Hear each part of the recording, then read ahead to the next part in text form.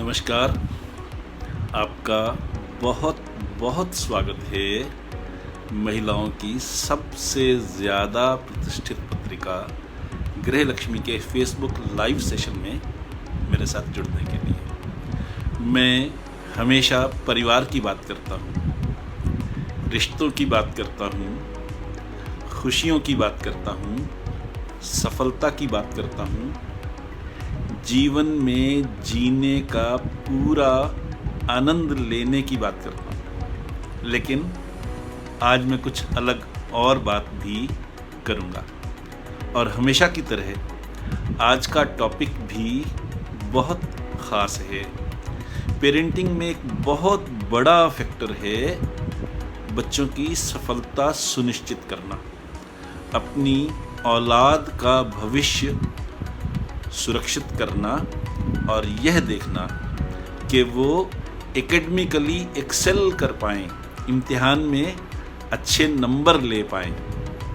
इसके लिए माँ बाप कई जतन करते हैं, खुद पढ़ाते हैं, ट्यूशन पर भेजते हैं, अच्छे से अच्छे स्कूल कॉलेज में दाखिल करवाते हैं, कोचिंग सेंटर्स की फ़ीस भरते हैं। फिर भी कई बार ऐसा होता है कि बच्चे अच्छे नंबर नहीं ले पाते। इससे भी ज़्यादा हैरानी और दुख पेरेंट्स को तब होता है जब वो ये देखते हैं कि कुछ बच्चे जिनके बारे में लगता है कि वो कभी भी नहीं पढ़ते, बहुत अच्छे नंबर ले आते हैं। बड़ी कोफ्त होती है तब, और वो ये नहीं समझ पाते कि क्या जादू है कि कुछ बच्चे अच्छे नंबर ले आते हैं और कुछ बच्चे बहुत पढ़कर भी नंबर नहीं ले पाते। तो आज हम इसी बात की बात करेंगे और थोड़ा डिटेल में बात करने की कोशिश करेंगे। एक बार फिर आपका बहुत बहुत स्वागत है महिलाओं की सबसे ज़्यादा प्रतिष्ठित पत्रिका गृह लक्ष्मी जुड़ने के लिए। इस प्रोग्राम में हर हफ्ते रविवार को शाम 5 बजे एक नया टॉपिक लेकर हम हाजिर होते हैं। हमारा आज का टॉपिक है ट्यूटर मम्मी जिंदाबाद। मैं हूं पीके खुराना। मैं एक integrated success and happiness coach हूं, यानी मैं यह ट्रेनिंग देता हूं कि हम सफल कैसे हों और सफलता के साथ साथ सच्ची खुशी कैसे हासिल करें। Holistic success coupled with genuine happiness, या यूं कहिए कि सक्सेस ड्रिवन बाय हैप्पीनेस। और इस प्रोसेस में मैं दिल से, दिमाग से, आत्मा से कूड़ा चुन लेता हूँ। I am the rag picker of the soul. पहली चीज़ तो हमें ये समझनी चाहिए आज के इस सेशन के बारे में कि मेमोरी क्या है। मेमोरी का मतलब है रिकॉल, यानी जिस बात की हमें ज़रूरत है मौका पड़ने पर हम उसे रिप्रोड्यूस कर सकें। हमारे दिमाग की वो फाइल खुल जाए जहां वो मेमोरी स्टोर की हुई है। पढ़ाई का फ़ायदा भी तभी है अगर हम उसे रिकॉल कर सकें और एग्ज़ाम में क्वेश्चन का आंसर देने के लिए उस इंफॉर्मेशन को रिप्रोड्यूस कर सकें। तो हमें इस तरह से पढ़ना चाहिए कि रिकॉल इंश्योर कर सके। इसकी पहली शर्त है undivided attention, being present in the moment. जब आप पढ़ रहे हैं तो पढ़ाई के अलावा कोई और डिस्ट्रैक्शन ना हो, no distraction at all. Checklist बनाएं इसके लिए कि पढ़ना पहले शुरू करने से पहले क्या क्या चीज़ें, क्या क्या सामान आपको उनकी ज़रूरत है। चेकलिस्ट में एक एक पॉइंट को टिक करते चलें ताकि कोई चीज़ भूल ना जाए, और सारा सामान पास रख लें। पेन हो, किताब हो, कॉपी हो, डायरी हो, ज्योमेट्री बॉक्स हो, जो कुछ भी, जिस लेवल का भी बच्चा है, चाहे वो दूसरी तीसरी क्लास का बच्चा है और चाहे वो मेडिकल एंट्रेंस एग्ज़ाम दे रहा है, जो भी ज़रूरी चीज़ है किताब है, गाइड है, कॉपी है, वो अपने पास रख लें। चेकलिस्ट बनी होगी तो कोई चीज़ भूलेंगे नहीं। चेकलिस्ट का ये सबसे बड़ा फ़ायदा है। चेकलिस्ट रिजीम को फॉलो करना ही चाहिए। तो पहले चेकलिस्ट बनाएं, उसमें सारी चीज़ें लिखें जिनकी ज़रूरत है उस सब्जेक्ट को स्टडी करने के लिए, और फिर एक एक चीज़ टिक करते चलें और देखें कि वो चीज़ें रखी हैं।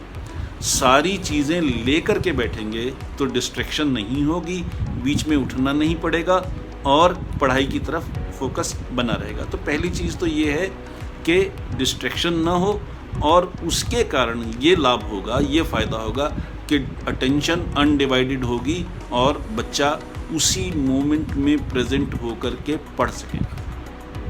मैं जो तरीका अभी बताऊंगा आपको वो दिखने में कॉम्प्लिकेटेड लगता है, बोरियत भरा लगता है, असलियत से दूर लगता है। लोग सोचते हैं कि भला कौन ऐसा करता होगा, पर मेरे जीवन का अनुभव है और लगभग 30 साल का अनुभव है इस चीज़ का। मैं लगभग 30 साल से यह तरीका सिखा रहा हूँ और बच्चे मेरिट में आते हैं। अगर आप चाहती हैं कि आपका बच्चा भी मेरिट में आए, वो किसी भी क्लास में हो, कुछ भी पढ़ रहा हो, ये तरीका काम आएगा। इसलिए ध्यान से सुनिए और आप भी अनडिवाइडेड अटेंशन से सुनिए। मेमोरी का रूल है, जो भी पढ़ा या सीखा 2 घंटे बाद उसमें से 20% गायब हो जाएगा, भूल जाएगा।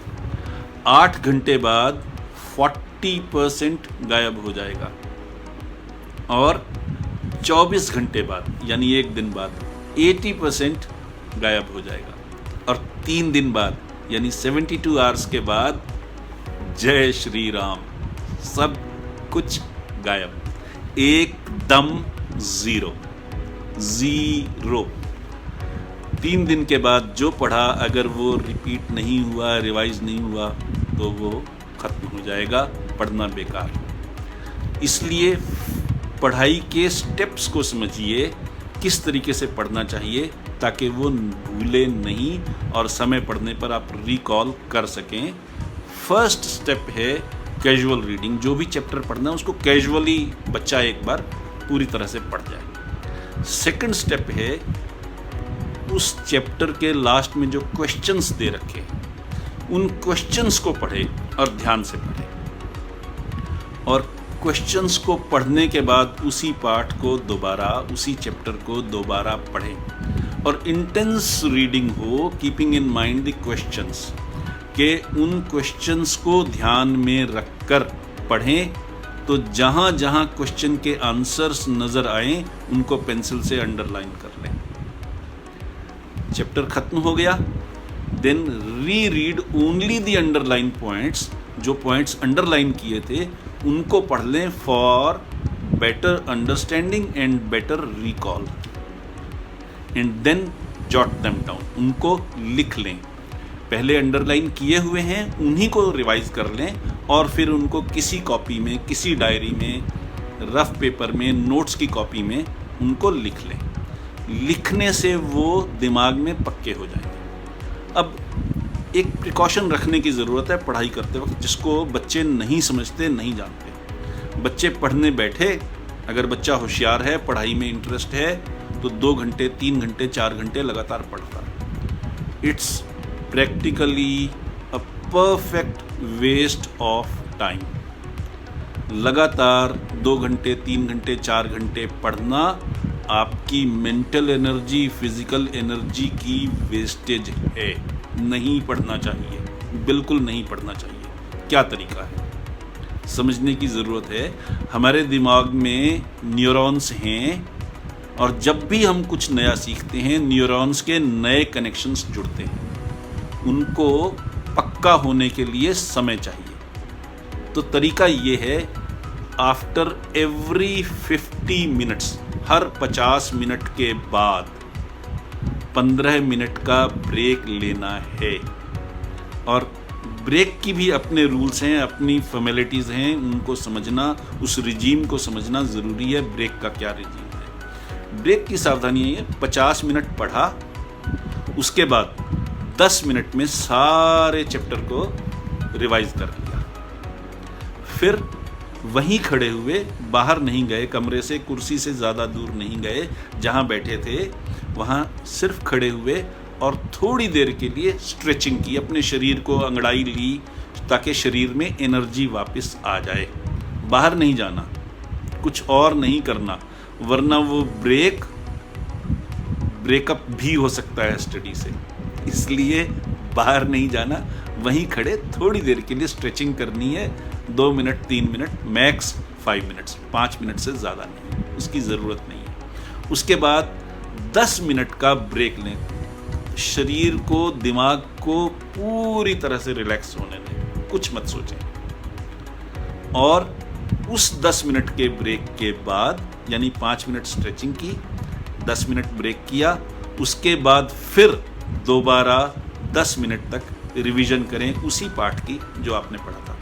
यानी ब्रेक से इमीडिएटली पहले एक रिवीजन, ब्रेक के इमीडिएटली बाद दूसरा रिवीजन। 2 रिवीजन्स करने के बाद फिर आगे पढ़ना, और तरीका फिर वही, कैजुअल रीडिंग पहले, बिना कुछ सोचे समझे पाठ को पढ़ लिया, फिर क्वेश्चंस को चेक किया, फिर intense reading keeping in mind the questions, और and keep on underlining the answer points, जो आंसर के पॉइंट्स हैं उनको अंडरलाइन करते रहें, उनको फिर री रीड करें, दोबारा पढ़ें आंसर पॉइंट्स को, बेटर अंडरस्टैंडिंग के लिए, बेटर रिकॉल के लिए, और फिर उनको लिख लें, जॉट देम डाउन अगेन, उनको लिख लें।